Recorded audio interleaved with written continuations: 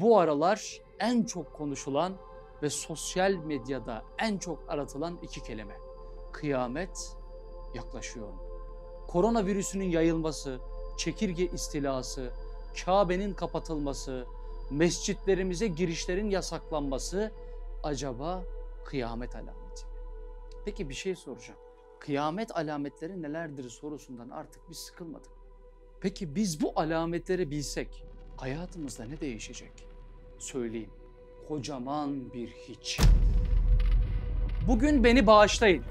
Kırılmayın. Ama üzülün. Kusura bakmayın. Ama şu anki dünyanın geldiği bu hale biz sebep olduk. Yani biz istedik kıyameti. İlk kalbimizden vurulduk ve kapandı kâbe. Sonra ruhumuz olan mescitler alındı elimizden. Çin dedik, virüs dedik, hastalık dedik. O kadar şey söyledik ki bir Allah diyemedik. Ve en sonunda kıymetini bilmediğimiz ne varsa hepsi alındı elimizden. Ama bunları yapan akılsız, şuursuz, ilimsiz, iradesiz, kudretsiz, kuvvetsiz bir virüs olamazdı. Madem olamazdı, demek perde arkasında bizimle konuşan bir zat olmak zorundaydı. Ve bu zat bir koronanın eliyle bir şeylerin yaklaştığını haber veriyordu bizlere. Korona değildi aslında canlarımızı alan. Kıyıya vuran o çocukların cesetleriydi. Depremler değildi aslında bizi sarsan. Çöpten ekmek toplayan o annesinin yavrusunu açlıktan kaybetmesi. Evine ekmek götüremeyen ve intihar eden o babanın kahır gözyaşlarıydı. Çekirge istilası değildi aslında o gelen. Gayrimeşru yollarla her gece yaptığımız zifafların neticesinde poşete koyduğumuz o çocukların çöplere atılmasıydı. Bu savaşlar sadece savaş değildi aslında. Evinden, yurdundan, obasından, ocağından sürülen o insanların gözyaşları.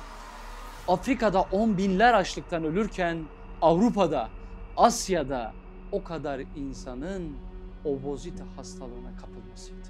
Kendi elimizle talan ettiğimiz bu kainatın ve içindeki hayvanların, bitkilerin beddualarıydı.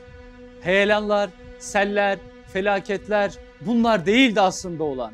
Savaşta bütün ailesini yitiren o bebişimizin sizi Allah'a şikayet edeceğini demesiydi.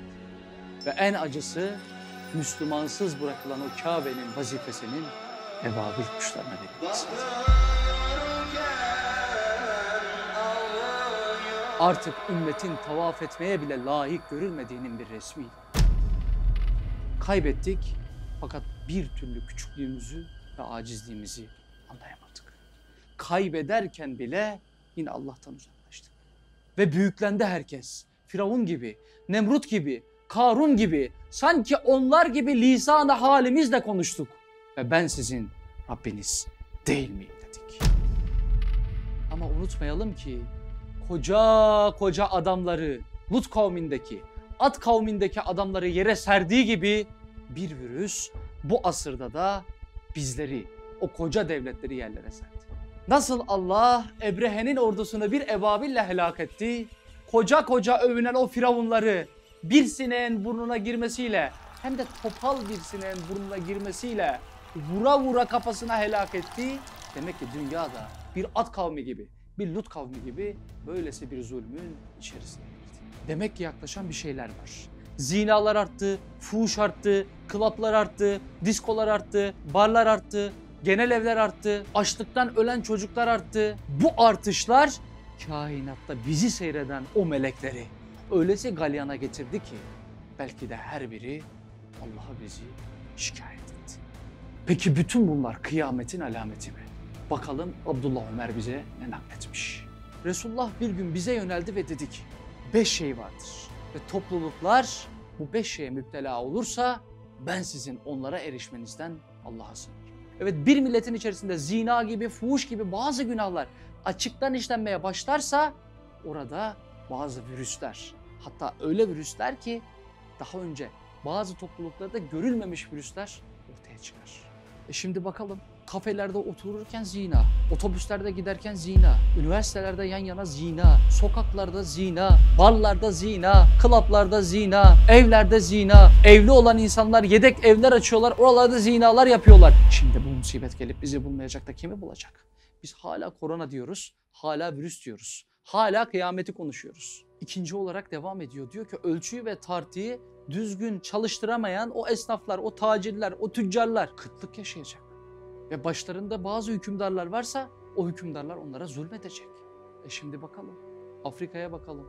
Asya ve Avrupa'nın ceremesini kim çekiyor? Afrikalı çocuklar çekiyor. Biz bazen meseleleri çok uzaklaştırıyoruz. Kendi sofralarımıza bir bakalım. Gittiğimiz, oturduğumuz restoranlara bir bakalım. Kafelere bir bakalım. Yediğimiz, içtiğimize bir bakalım. Zaten bu hadisin bize ne demek istediğini bu şekilde çok net bir şekilde daha iyi anlarız. Üçüncüye bakalım. Mallarının zekatını vermekten kaçan her millet yağmurdan mahrum bırakılır ve kuraklıkla cezalandırılır. Ve hadisin devamında diyor ki eğer diyor onların hayvanları olmasa onlara yağmur bile gönderilmez. Yani şu an yağdırılan yağmurların sebebi de Cenab-ı Hakk'ın bize acıması, üzülmesi, merhamet etmesi mi orasını bilmiyorum. Ama hadisten anladığıma göre hayvanlara şefkat ve merhamet ediyor. 4. Allah'a ve Resulüne yani sünnetine uymayan insanların başlarına kendinden olmayan bir düşmanı musallat eder ve ellerinde ne varsa hepsini alır. 5.